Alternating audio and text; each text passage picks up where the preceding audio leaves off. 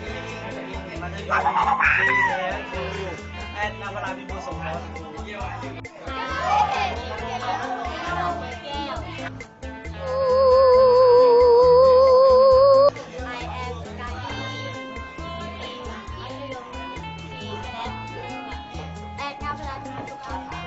สวัสดีครับวันนี้ผมจะมานำเสนอคำศัพท์ภาษาอังกฤษเกี่ยวกับผลไม้นะครับ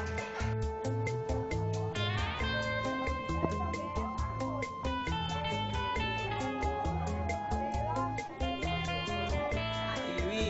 K I W I กีวี